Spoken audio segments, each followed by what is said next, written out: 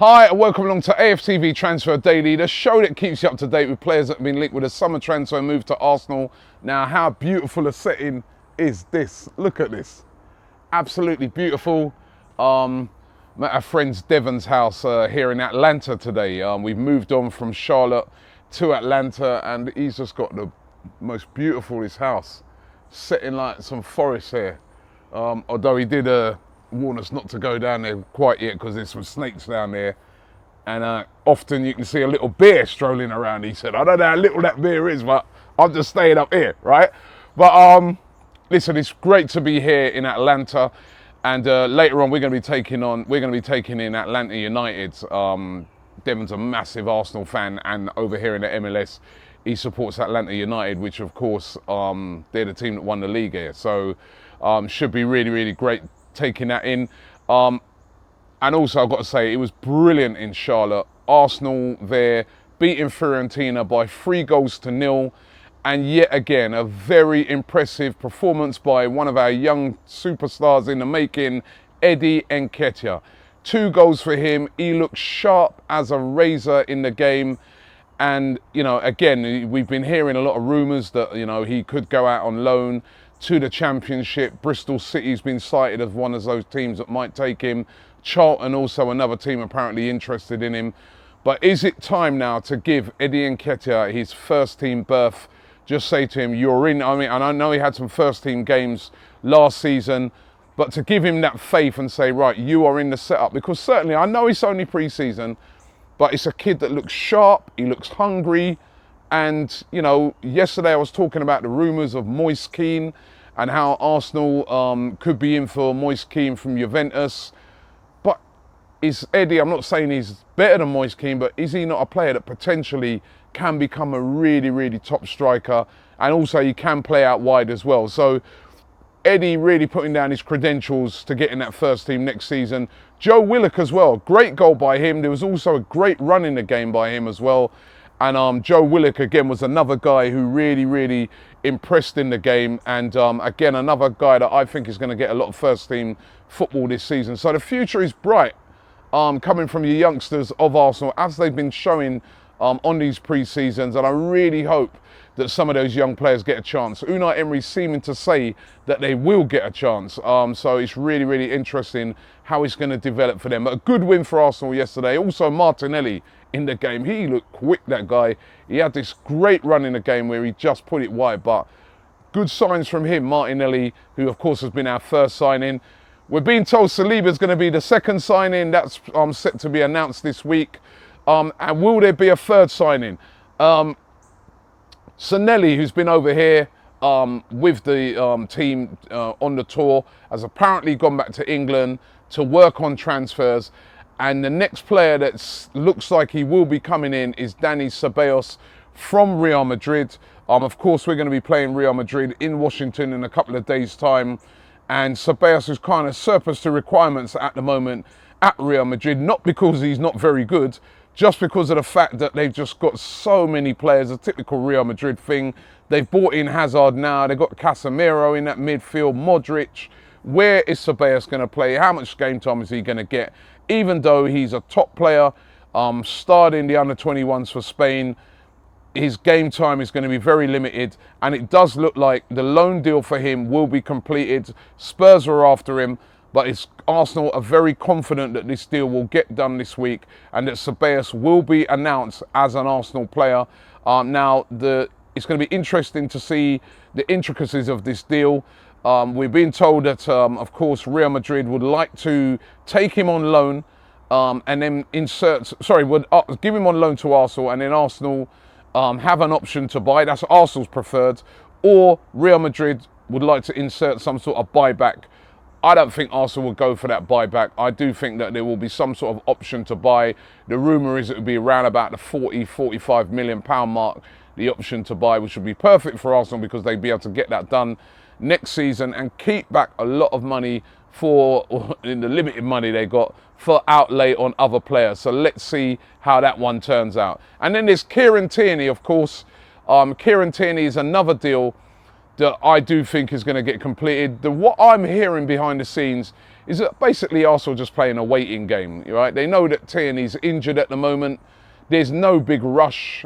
Tierney wants to come to Arsenal. They've, more or less agreed terms. It's just them agreeing with Celtic. Now, there's been a lot of rumours out there of other teams being interested, Napoli, of the price being forced up. Is this just a lot of talk by Celtic? Because obviously they want to get as much money as possible for Tierney, and I don't blame them for that. If I was Celtic, I'd be doing exactly the same thing. But basically, there's a bit of poker going on here, I think, where Arsenal are just waiting it out, saying to themselves, listen, there's no rush. Let it run down. It can run down there to the window. It's not like we're going to get him in and he's going to have to go into training right now. He's in rehab at the moment, and that the Tierney deal will get done. So again, let's see if that is a possibility that could get done next week, or will Arsenal wait it out till near the end of the window. And then I don't know if you guys saw these rumours about Alex Iwobi. Now, when I first saw this, I thought, wow, Iwobi said that. Now, it was the Daily Mail reporting that Iwobi said, I have no choice but to leave, he said, Alex Iwobi, if we sign Wilfried Zaha for £80 million. That is what the Mail Sport reported. And I thought to myself at the time, that's a bit stupid as Iwobi to say that. I mean, even if he felt that, why come out and say that? I read into what he actually said, the quotes, and I'm like, hold on a minute. He's not saying that. He is not saying that. He's literally saying that, listen, I'm a fighter. I'll fight for my position. I'll fight for my place. And I'm like, how would they put that headline to it? Well, Iwobi responded to it. He went onto his Twitter and he's pretty damning. He's put fake news and clickbait. I don't know why some newspapers enjoy twisting words. I hope we sign world-class players and progress as a team. I'm looking forward to a new season. Happy Sunday, he said. And I think that's pretty emphatic there. And I noticed that a lot of the papers and a lot of the publications came with this big headline, Iwobi threatens to quit if Arsenal sign Zaha, all of a sudden changed it to Iwobi will fight for place. So that's how sometimes these rumours get manufactured, and I think Iwobi there highlighted that brilliantly. And of course there's this other rumour that I've seen floating around today about Mario Icardi. Now, Mario Icardi, of course, of Inter Milan, a really, really top striker, but a guy that comes with lots and lots of problems. Now, he's another one. He's done a Koscielny where he's refused to go on tour with Inter. He's trying to force a move. He's a top quality player, but he's such a troublemaker. Him and his missus, right? His missus is like his agent. That it looks like teams are just avoiding him like the plague. I mean, every team should be rushing this guy right now because he's such a quality player. But the problems that come around him now.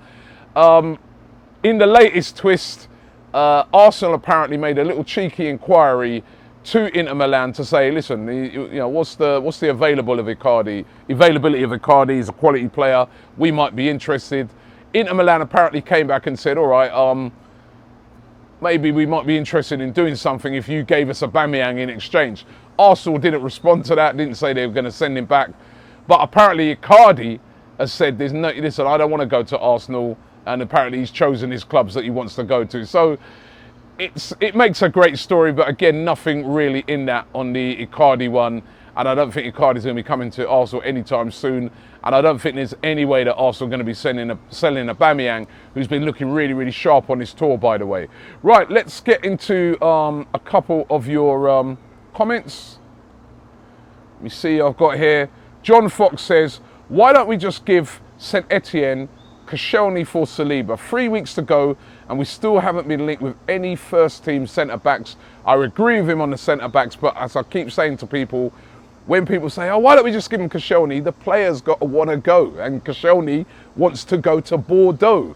As I said yesterday, he's gone on strike because he wants to go to Bordeaux, not Real Madrid, not Barcelona, not Bayern Munich or any other big PSG, Bordeaux. Yeah. Amelia says, Robbie, we should sign Everton Sarres when Zaha's contract will end. He will be in his 30s and it will be impossible to sell him. But listen, he's 26 now. He's a quality player. And I'm sorry, I don't know enough about Everton Sarres. And what I'm hearing as well is that Arsenal are not really interested in Everton Sarries. That's the reports that were coming out yesterday. I would love to see Zaha personally, but who knows. Hip Hop Rate says Moise Kean is a baller, but Arsenal will never pull off a deal like that. Well, the rumours are yesterday going out that he'd be available for just around about anything from 20 to 25 million pounds. However, Juventus apparently would want a buyback, and again, I don't think Arsenal would go for the buyback, but certainly if he's available for that sort of money, why not? He's a quality player. And Paul Davies finally says, Moise Kean will be a luxury purchase, strengthening an area already strong. Have more faith in our academy. I believe this is the way forward. And certainly, if we got a Moise Kean, what would happen to Eddie? What would that say to Eddie Nketiah, who's like, you know, on the verge of a first team berth, has been playing really, really well in pre-season. Then you go to another club and get one of their hot young players and they come in. That would be surely pushing back in the pecking order. Maybe it's time now to give Eddie a chance. And I'd love to get your comments on this today. So listen, we're here in Atlanta. We're going to go and check out Atlanta United. Sorry if you're over there in Europe. The videos are coming to you a little bit late, the transfer dailies, but we interviewed loads of fans outside the game last night and we want to get those up first. And then we got the transfer daily up now. And also, I want to get a bit of sleep, man. This time difference, man, is killing me, right? So listen, thanks for watching the show, and we'll be back tomorrow.